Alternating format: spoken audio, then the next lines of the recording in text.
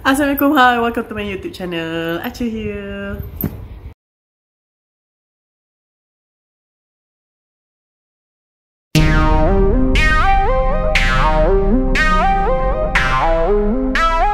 Hari memorial si Simon ni, so banyaklah student yang bagi penghormatan, semua pi, semua berkumpul, termasuklah cikgu-cikgu, dan polis pun ada juga yang pi. Walaupun kematian Simon ni adalah satu tragedi yang dahsyat, tapi ada juga beberapa orang yang rasa macam lega tau yang Simon ni mati. Sebab mereka ni dah tak payah risau dah, kata yang Simon ni akan keluarkan segala gosip ataupun rahsia pasal hidup mereka ni. Sebab Simon ni, walaupun macam benda blog yang ditulis tu, walaupun macam benda tu macam orang kata apa, alah benda tu gosip je, tapi actually benda tu macam dia merosakkan hidup orang yang kena tu tau. Kira waktu hari memorial ni, polis pergi jumpa semua yang 4 orang suspek tu, Bronwyn, Eddie, Cooper dengan Nate. Kira Bronwyn dengan Cooper ni, parents mereka ada sekali lah bagi penghormatan memorial tu. Eddie dia sorang-sorang. Nate pula dia mai dengan dia punya officer. Officer dia ni macam actually orang yang memantau segala aktiviti Nick ni. Sebab Nick ni kan dia penjenayah. Sorry, bukanlah penjenayah, dia lebih kurang macam apa ni, pernah ditangkap sebab menjual dadah ni. Jadi dia ada officer yang jaga dia ni, macam memantau dia supaya dia ni tak lakukan balik benda tu. Kira lebih kurang macam kalau dia buat balik jual dadah ni ataupun dia hisap dadah ke apa, dia boleh masuk penjara. Ataupun sebabkan dia bawah umur, so dia masuk juvenile lah. And then polis pergi jumpa mereka 4 orang ni, kata lepas memorial ni kami nak hampa pergi ke balai polis sebab ada siasatan yang kami nak lakukan. Kira mereka ni pun macam semua pilah balai polis tu. Dan dekat balai polis tu, kira polis ni siasat mereka ni sorang-sorang, bukan sekaligus lah. The first one yang kena siasat adalah Bronwyn. So polis pun masuklah bilik siasatan dia tu, and then dia bawa masuk macam seorang individu ni. Individu ni lebih kurang macam orang yang perlu ada lah. Macam dia ni orang yang di pihak polis. Macam dia ni perlu ada untuk kalau polis dia nak siasat pasal macam siasatan yang berkaitan dengan budak-budak bawah umur. Sebab kalau polis siasat melakukan siasatan terhadap budak yang bawah umur, mereka tak boleh paksa budak tu untuk menjawab soalan-soalan tu. Macam kalau budak-budak tu rasa macam tak selesa ataupun tak boleh nak jawab, so mereka ni macam boleh belah, macam boleh pi macam tu je lah, boleh stop interview tu macam tu je lah. Kira polis tak boleh paksa mereka untuk hang kena jawab, hang kena jawab, kalau hang tak jawab hang kena keluar. Tak, polis takkan paksa mereka untuk jawab soalan tu lah. Means kalau mereka ni tak jawab, tak ada lah macam polis kata hang tak jawab hang tak boleh keluar. Tak ada lah macam tu. Lepas tu polis pun explain lah dekat Bronwyn ni, kata okay, kami perlu lakukan satu siasatan ni, soal jawab ni. Kalau hang rasa tak selesa ataupun hang tak boleh jawab benda ni, hang boleh berhentikan benda ni, dan hang boleh pergi macam tu sahaja. Tiada paksaan, cuma kami nak hang jawab sahaja. Bronwyn pun kata okey lah. Kira waktu tu Bronwyn ni dia main dengan parents dia. Eddie ni pula dia disiasat seorang diri. Maknanya mak dia tak ada. Waktu Cooper memang parents dia. Nate pula dia dengan officer dia lah tadi. Lepas tu polis tanyalah si Bronwyn ni, the first one. Polis kata kami ada jumpa satu post, yang post Simon ni dalam blog dia ni. Post ni patutnya dah dipostkan pada hari Isnin, which is hari kejadian yang dia mati tu, yang hampa sama-sama dengan dia dekat kelas tahanan. Dan waktu yang patutnya dia dipost tu waktu selepas sekolah. Apa yang kami jumpa dalam penulisan blog ni adalah seolah-olah Simon ni bercakap pasal hang. So polis pun tunjuklah penulisan tu dekat Bronwyn. Penulisan tu dia bunyi dia macam ni: budak pelajar yang terbaik dalam sekolah, budak pelajar cemerlang dalam sekolah, and ada perfect life, ada perfect parents yang kaya, semuanya perfect pasal dia. Tapi apa yang tak perfectnya pasal dia adalah dia ni menipu. Hampa ingat dia ni perfect sangat ke? Pandai sangat ke? Ada subjek yang dia gagal kot, dan tiba-tiba out of nowhere dia boleh dapat A dalam subjek tu. Mesti dia curi jawapan daripada laptop cikgu dia. Kalau tak ada lah dia ni boleh jawab macam tu je. Mana ada orang yang perfect macam tu. Bila Bronwyn baca benda tu, Bronwyn ni dia macam nervous gila, dia macam down gila, dan dia macam zone out tau. Dia macam dia macam froze tau. Dia macam beku macam tu, tak tahu nak buat apa. And then polis tanya dia soalan lepas tu pun dia tak jawab sebab dia macam dah tak dengar dah apa yang polis cakap. Lepas tu, soal siasat Eddie pula. Eddie kan dia tak ada penjaga yang bersama dengan dia. Jadi polis pun explain benda yang sama yang polis explain dekat Bronwyn dan dekat Eddie ni. Lepas tu polis pun tunjuk dekat Eddie ni posting yang tentang Eddie ni. Posting tu dia tulis macam ni. Oh, budak paling popular dekat sekolah ni yang ada perfect boyfriend yang sangat handsome. Kira semua orang mesti jealous bila tengok depa ni. Dan boyfriend dia pun ada perfect best friend yang sentiasa setia dengan dia. Tapi hampa tahu tak, kalaulah betul ni dia perfect couple, takkanlah si perempuan ni boleh curang dengan boyfriend dia, curang dengan kawan baik dia sendiri. Eddie baca tu, Eddie memang terkejut gila. Dia macam terus dia question macam mana Simon ni boleh tahu pasal benda tu. And then Eddie ni pun sama juga reaction dia dengan Bronwyn. Kira macam tak tahu nak cakap apa. Eddie ni dia macam terlalu nervous, dia macam terlalu takut, dia macam gelabah tau. And then the first thing yang dia keluar daripada mulut dia, benda ni dah dipost belum? Eddie tanya soalan macam tu, so punyalah takutkan reputasi depa ni terjejas dan hubungan depa ni terjejas. Jadi the first thing yang keluar daripada mulut Eddie tu, dia tanya macam tu. Lepas tu bila turn Cooper ni, polis buat benda yang sama. Dia tunjuk juga posting Cooper ni. Okay, penulisan tentang Cooper ni, dia kata macam ni. Oh, atlet kita yang paling hebat sekali dekat sekolah ni, sentiasa on top, sentiasa perform lah dengan dia punya sukan ni. Tapi hampa rasa macam dia ni boleh perfect macam tu je ke, tanpa consume apa-apa, tanpa mengambil dadah ke ataupun pil yang naikkan energi dia ni, yang buatkan dia ni perform dalam setiap game dia. Tapi yang peliknya, Cooper punya reaction, dia macam lega tau. Dia lega pasal benda tu bukanlah rahsia dia yang sebenar. Maknanya Cooper ni dia ada rahsia yang lagi hebat daripada yang ni. Tapi sebenarnya apa yang ditulis oleh Simon tentang Cooper ni salah. Sebab Cooper ni memang dia tak pernah consume apa-apa. Memang dia ni 100% real. Dia practice banyak. Dia berlatih non-stop. So dia ni memang make sense lah kalau dia perform dalam sukan dia. And then Cooper pun dia explain lah, dia kata benda ni tak betul. Lepas tu turn Nate pula. Nate ni adalah orang yang terakhir lah dalam soal siasat ni. Tapi Nate ni kira tak ada nak jawab apa. Dia punya officer tu dah marah, dia dah maki dia dengan polis. Sebab macam benda ni makin lama macam dia makin tegang lah. Back balik tu Eddie, kira macam sebab kan Eddie dia tanya polis pasal benda ni dah post ke belum. Sebabkan tu polis pun jawablah dekat Eddie ni. Polis kata tak, benda ni dia tak post lagi. Sebab benda ni sepatutnya dipost pada hari Isnin, which is hari yang hampa kena kelas tahanan tu lah. And then polis kata hampa 4 orang ni memang ada motif untuk bunuh si Simon ni. Dan hampa 4 orang juga yang ada sama-sama dengan dia dalam kelas tahanan tu. Hampa 5 orang ditahan dalam kelas tu. Dan Mr. Avery ni keluar. Mr. Avery ni keluar. Tiba-tiba Simon ni mati. Dan kita semua tahu kata Simon ni, ayak dia tu ada orang letak minyak kacang. Minyak kacang tu mestilah selepas dia ambil ayak tu baru benda tu dimasukkan. Mustahil minyak kacang tu ada sebelum, macam ada dekat cawan tu sebelum Simon ambil ayak. Macam benda tu mustahil tau. Sebab Macam mana orang tu tahu kata Simon ni akan ambil ayak tu? Yang peliknya, hampa ni semua macam tak tahu kata pasal benda ni. Tak tahu, tak boleh shock dah siapa-siapa dah.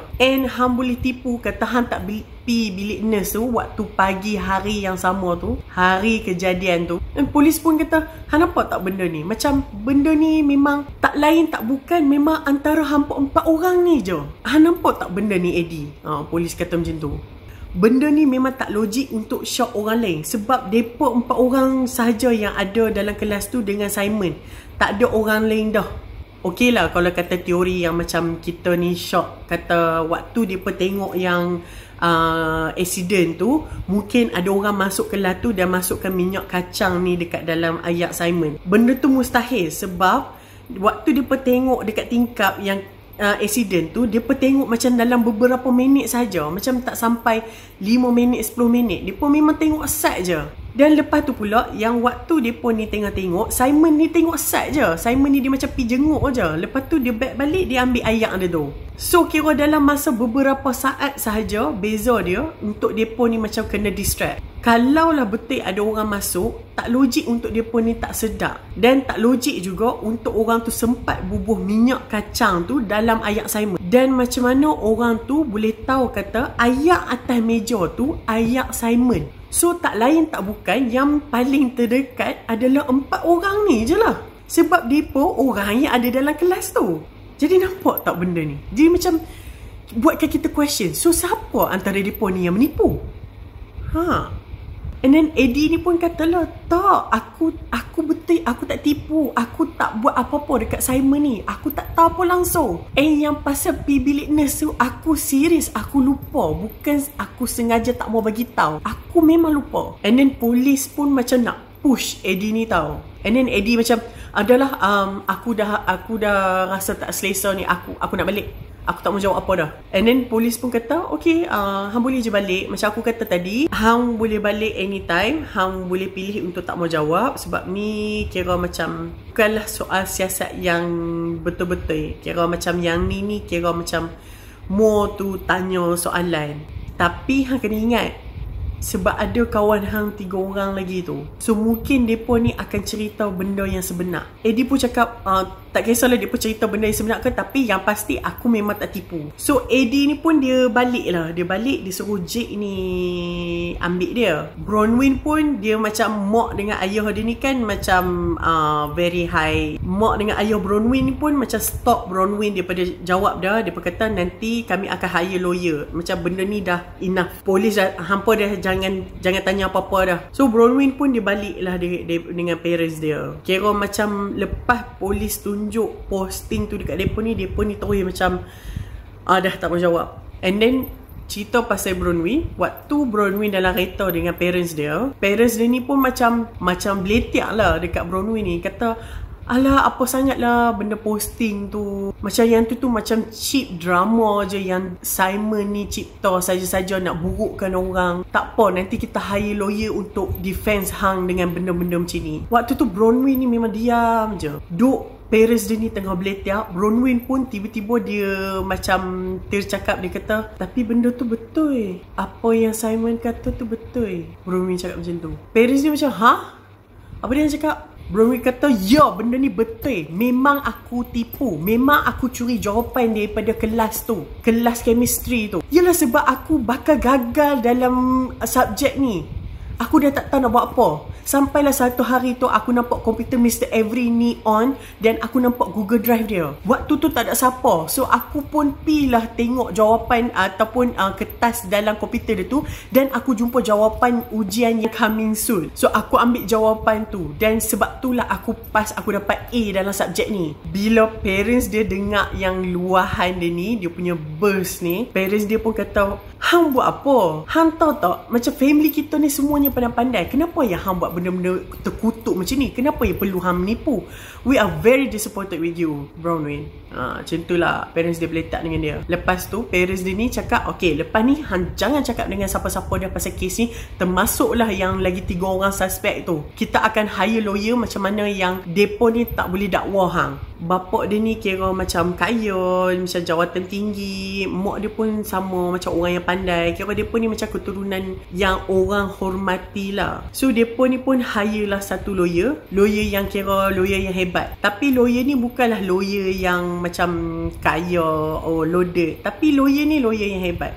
Sebab dia pun rasa macam kalau hang hire lawyer yang hebat dan kaya, nanti orang lain tengok, orang akan kata, dia pun ni mesti anak dia bersalah. Sebab tu yang dia pun hire yang macam fancy lawyer ni. Konon-kononnya macam orang kata apa, beli untuk selamatkan anak dia pun yang bersalah ni. Macam nak nampakkan kononnya nak selamatkan anak dia daripada bersalah. Selalunya orang kaya dia akan hire yang macam tu, paling mahal, tak kisahlah hang hebat ke tak, tapi mesti paling mahal. Tapi sebab dia pun ni keluarga yang macam bijak tau, dia pun ni dah macam pick up tau benda tu. So dia pun ni hire a good lawyer je, walaupun orang tu macam tak charge dengan harga mahal. Dia pun lebih tengok kepada profile. Lepas tu waktu Cooper balik, officer dia ni kira macam bawa dia balik tu, officer dia ni katalah, okay, aku tak mau tanya apa yang berlaku tadi dekat balai polis tu, tapi apa yang aku boleh cakap dekat hang, kalau hang sentuh dadah ataupun hang dekati dadah apa cara sekalipun, aku dah tak boleh tolong hang. Hang yang sekarang ni, ini je lah jalan yang selamat untuk hang. Kalau hang buat lagi benda ni, memang akhirnya hang sama ada masuk penjara ataupun masuk juvana. Itu saja. Dan aku dah tak boleh tolong hang dah. So Nick ni pun dia macam dengar je lah. Dia hormat lah si officer dia ni. Dan dia pun macam sampai rumah. Bila dia buka je pintu rumah dia, dia bau busuk tau. Busuk yang tak amat sangat. Tapi macam dia dah biasa dengan busuk ni. Dia macam dah boleh agak dah apa bau ni. So dia nampak, ni mesti kes bapa aku muntah tapi tak cuci. So dia pun masuklah rumah tu, cari muntah tu, dia pun cuci lah muntah bapa dia ni. Nick ni dia kesian juga sebab dia ni macam asal daripada broken home. Jadi dia tak ada pilihan dalam hidup dia. Kisah Eddie pula, Eddie ni dia pergi rumah Jake tau. Kira Jake ni macam dia tak ambil kisah pasal kes pembunuhan ni. Kira macam dia dah tak tanya dah Eddie ni macam mana kes ni, macam mana soal siasat tu. Jake ni dia tak ambil tahu. Sebab Eddie ni dia kata, sebab ada yang first dia tanya Eddie ni, macam mana dengan kes ni. Eddie ni dia jawab, alah tak ada apa pun, dia pun ni macam tanya soalan nak macam bagi takut je. Eddie ni dia cerita macam tu. Disebabkan Eddie ni nampak posting yang daripada balai polis tu, jadi macam Eddie ni dia tak senang duduk tau. Dia macam tak tenang dah tau. And then Eddie ni dia pergi cerita dekat si Jake ni. Dia kata, aku curang dengan hang, aku pergi tidur dengan TJ, dan benda tu tak sengaja. Benda tu macam kami dua orang waktu tu tengah mabuk, memang kami tak sedap pun benda tu. Aku sayang hang, aku minta maaf sangat benda ni. Aku menyesal sangat buat benda ni. Waktu tu Jake ni tengah duduk tau. So Jake ni macam, aku menyesal. Okay. Lepas tu dia bangun, and then dia pergi tumbuk dinding berkali-kali sampai berlubang dinding dia. Dan tangan dia ni kira berdarah lah. And then Jake ni terus macam, what? Hang boleh curang dengan aku, hampir tidur dengan kawan baik aku sendiri, sampai hatinya hang buat benda ni. Aku sayang hang, aku bagi segalanya dekat hang, hang boleh layan aku macam ni? Eddie ni kira macam dah nangis dah lah. Dia kata sorry, dia menyesal. Jake ni pun dia macam terlampau marah. Jake ni dia kata, dah aku tak mau tengok dah muka hang. Aku meluat gila tengok muka hang sekarang ni. So hang keluar daripada rumah aku. Eddie ni pun dia macam cepat-cepat keluar daripada rumah Jake tu, dan dia suruh kakak dia ambil dia. Lepas Nick ni dia dah cuci muntah bapak dia ni. So macam Nick ni dia macam stress tau. Dia tak ada tempat luahan sebabkan dia dah lalui macam benda ni pressure tau. Macam hang di soal siasat, dan hang ni macam umpama macam duduk dekat tali gantung tau. Macam hang ni dah nyawa-nyawa ikan dah nak terkantoi pasal apa yang hang buat. Hang terpaksa buat jual dadah ni sebabkan nak sara hidup hang dan hidup bapak hang yang tak guna ni. Tapi at the same time hang tak mau benda ni terkantoi sebab hang tak mau kena jail, kena juana. So bila Nick ni dia rasa pressure benda tu, so Nick ni dia naik motor dia nak pergi rumah Bronwyn. Kira dia sampai je dekat rumah Bronwyn, dia nampak bapak Bronwyn ni macam dekat laman rumah tau. Sebelum Nick ni kata apa-apa, bapak Bronwyn ni dia kata, dah hang tak boleh jumpa Bronwyn. hang dah tak dibenarkan untuk jumpa Bronwyn. Bronwyn pun di dalam rumah, kami tak bagi dia keluar jumpa siapa-siapa pun. So hang balik. Kira tak ada perbualan, tak ada macam hi, how are you ke apa ke. Kira bapak Bronwyn ni macam halau Nick tu macam tu je. So Nick ni pun dia macam tak ada pilihan, so dia macam belah je lah daripada situ kan. Cakap orang tua-tua, takkan kita nak lawan kan. So keesokan hari dia dekat sekolah, so Bronwyn ni pun dia macam pi lah jumpa si Nick ni. Dia pun ni kira macam jumpa dekat tangga lah. Bronwyn kata sorry sebab aku tak jumpa hang semalam. Aku nampak hang dekat tingkap, tapi sebab parents aku tak bagi aku keluar and tak bagi aku cakap dengan siapa-siapa dah. And lawyer aku pun macam tak bagi aku cakap dengan siapa-siapa, termasuklah hampa 3 orang. And Nick ni pun dia macam, oh hang ada lawyer ke? And Bronwyn kata macam parents aku hire lawyer untuk macam in case apa-apa ke yang aku macam kita ni didakwa ke, tapi in my case macam aku didakwa ke, jadi Mo tu nak selamatkan aku lah. Nick ni pun dia macam okay. Nah, aku bagi hang handphone. Nick ni dia bagi handphone yang pakai buang dekat Bronwyn ni. Lepas tu Nick kata, oh nombor telefon ni nombor yang macam private, macam orang tak boleh trace apa semua. So kalau ada apa-apa yang hang nak cakap dengan aku ataupun aku nak cakap dengan hang, macam kita contact guna phone ni sahaja. So Bronwyn pun macam okay. Dia pun ambil handphone tu. So dekat sekolah kira macam dah kecoh lah benda ni. Kira macam semua orang dah tahu dah, kata memang depa 4 orang ni memang suspek utama dalam pembunuhan ni. Memang sahih lah. And then orang lagi tahu bila si Jake ni pergi tumbuk muka si TJ ni pasal kes yang Eddie ni curang dengan Jake ni. Jadi lagilah orang dekat sekolah tu semua macam pandang, oh depa ni memang ada motif untuk bunuh Simon ni. Sebab Simon ni tahu secret depa. And Simon ni akan exposekan benda tu dalam dia punya blog. Kira depa 4 orang ni memang dah macam tak ada macam orang kata orang dah tak boleh husnuzon dah lah dengan mereka ni. Lepas je jadi kes bertumbuk tu dan dah kecoh dah kata pasal mereka 4 orang ni. So yang paling kena tahana adalah si Eddie ni lah. So semua orang tak mau kawan dengan dia. Dan dah lah kawan dia ni semuanya macam ignore dia, buat tak tahu je dekat dia. Jadi Eddie ni dia rasa macam, oh selama ni orang kawan dengan aku sebab aku couple dengan Jake ni. Lepas tu Eddie ni dia macam merasa sedih. Dia pun berlari lah masuk tandas kan, nangis dalam tandas. Lepas tu tiba-tiba adalah beberapa orang perempuan yang masuk tandas tu juga. And then dia pun macam gosip lah.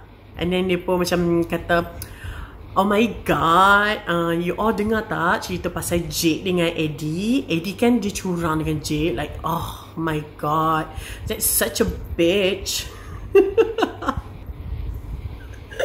Macam budak sekolah gosip.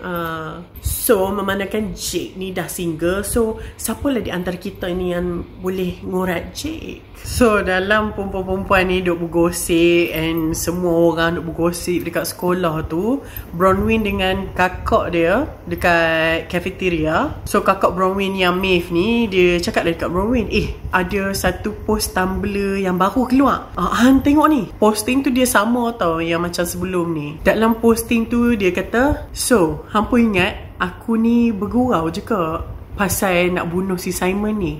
4 orang yang ada dekat kelas tahanan bersama dengan Simon tu ada extra special sebab kenapa mereka 4 orang ni bersama-sama dengan Simon dekat kelas tahanan tu.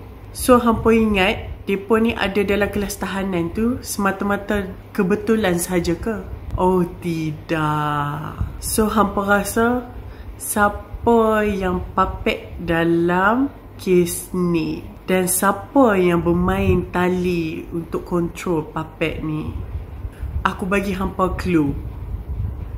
Semua orang menipu. Bila semua orang baca posting Tumblr tu, and then macam semua orang ni macam berbisik lah. Berbisik pasal mereka 4 orang ni. Macam kata, memang pasti lah, memang betul lah mereka ni. Antara mereka ni memang betul lah bunuh Simon. Dalam duk kecoh ni, tiba-tiba macam perhatian kepada Bronwyn, Cooper Eddie dan juga Nate, sila datang ke pejabat sekarang. Jadi mereka pun pergi pejabat dan pengetua macam jumpa mereka ni, kata dah sekarang ni hampa bagi tahu tu terang siapa yang buat benda ni. Hampa ingat kami ni, cikgu-cikgu ni tak tahu pasal Tumblr post tu. So better hampa ni cerita sekarang siapa yang buat kerja ni. Pengetua tu dia macam marah lah. And then tiba-tiba macam dia dapat call daripada office dia. And then macam pengetua ni macam belah lah daripada depa ni. Depa 4 orang ni pun cakap lah, takkanlah macam semua orang ingat kita ni bunuh. Semua duk ingat kata kita ni pembunuh, kita ni merancang benda ni bersama. Macam benda ni gila kot. Depa ni tak terfikir ke kata mungkin waktu tu ada orang masuk dan selitkan minyak kacang tu dekat minuman si Simon ni. Benda tu tak mungkin tau, sebab macam benda tu beberapa saat je lepas dia tengok accident tu dan Simon ni ambil ayak dia. So mustahil, memang tak logik untuk someone masuk dan sempat lagi masukkan minyak tanah tu. Minyak kacang. Minyak tanah. Tapi ramai yang nak Simon ni mati. I mean like macam semua orang nak Simon ni mati. Siapa je yang suka dengan Simon? Macam Simon pun memang tak ada kawan. Memang semua orang takut dengan dia. So boleh je kita nak shock yang macam semua pelajar yang dekat sekolah tu ada possibilities untuk bunuh si Simon ni juga. Macam kita boleh agak antara depa ni, antara salah seorang daripada macam pelajar ni, mungkin juga depa ni ada bawa minyak kacang dekat dalam beg depa. Tapi kenapa mesti nak shock kita 4 orang ni? Sebab pelik tak? Kita 4 orang ni out of nowhere tiba-tiba kena kelas tahanan disebabkan kita bawa handphone. Tapi handphone yang dalam beg kita tu bukan handphone kita. Rasa macam benda ni ada orang plan untuk kenakan kita tau. Duk shock sangat kita 4 orang ni. Tahu Mr. Avery tu yang bubuh minyak kacang tu dekat Simon. Tapi takkanlah macam cikgu pula nak bunuh student kan. Mustahil juga benda tu. But you never know. Macam possible juga. Macam benda tu possible. Tata Simon ni dia macam buat cikgu pun benci dia, meluat dengan dia. And then pengetua pun main lah dekat depa ni, cakap okay, hampa dah boleh dismiss. Sebab saya ada meeting dengan polis sekejap lagi. So depa ni pun belah lah daripada bilik pengetua tu. Dan Cooper dia balik ke rumah dan jumpa dengan nenek dia.